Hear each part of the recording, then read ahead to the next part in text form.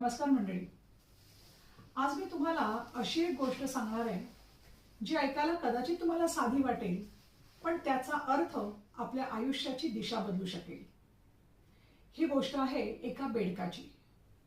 एका प्रयोगासाठी एका बेडकाला भांड्यातल्या कोमट पाण्यामध्ये ठेवण्यात आलं. त्या कोमट पाण्यामध्ये बेडकाला खूप छान वाटत होतं. अगदी आरामात बसून होता तिथे तो. पाहणाऱ्याला वाटलं की बेडूक आता उडी मारून बाहेर येईल, पण तसं काहीच नाही झालं. हळूहळू त्या भांड्याखालची आग वाढवण्यात आली. पाण्याचं तापमान वाढू लागलं. आता बेडकाची खरी कसोटी सुरू झाली. बेडकाला निसर्गाकडून एक देणगी मिळालेली आहे, ऍडजस्टमेंटची. बेडूक आपल्या शरीराचं तापमान बाहेरच्या वातावरणाप्रमाणे बदलू शकतो.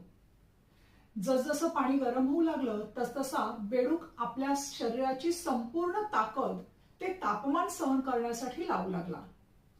त्याला वाटलं थोडं गरम पाणी आहे, ठीक आहे, होईल. आता पाणी उकळायला लागलेलं होतं. परिस्थिती बेडकाच्या हाताबाहेर गेलेली होती. जेव्हा बेडकाला जाणीव झाली की आता हे सहन करणं अशक्य आहे, तेव्हा त्याने विचार केला, चला आता एक जोरात उडी मारूया आणि बाहेर पडूया. पण मंडळी, दुर्दैव बघा, बेडकाने उडी मारण्याचा प्रयत्न तर केला, पण त्याच्या अंगात आता ताकदच उरली नव्हती.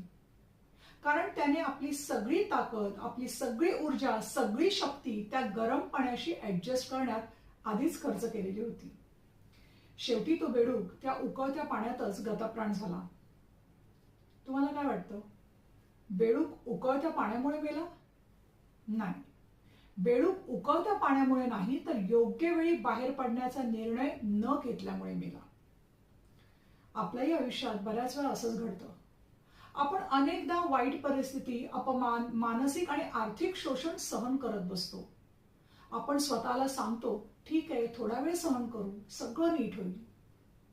पण लक्षात ठेवा, सहनशीलता हा गुण आहे, पण त्याचा अतिरेक हा कदाचित सापळा ठरू शकतो. आपल्या नात्यांमध्ये असो किंवा कामाच्या ठिकाणी जर समोरची व्यक्ती तुमचं शोषण करत असेल, तर तिथे ऍडजस्ट करण्यापेक्षा बाहेर पडणं जास्त महत्वाचं. कारण जेव्हा पाणी डोक्यावरनं जायला लागतं, तेव्हा कदाचित तुमच्याकडे बाहेर पडण्याची ताकदच शिल्लक राहिलेली नसते.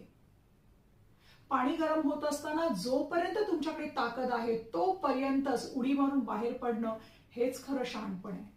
तुमची सहनशीलता कुठे वापरायची आणि कुठे थांबवायची हे तुम्हीच ठरवायला हवं. वेळ निघून जाण्याआधी उडी मारायला हवी. मंडळी, तुमच्या आयुष्यातही असं एखादं गरम पाणी आहे का, जिथे तुम्ही उगाचच ऍडजस्ट करत आहात? विचार करा. कमेंट्समध्ये नक्की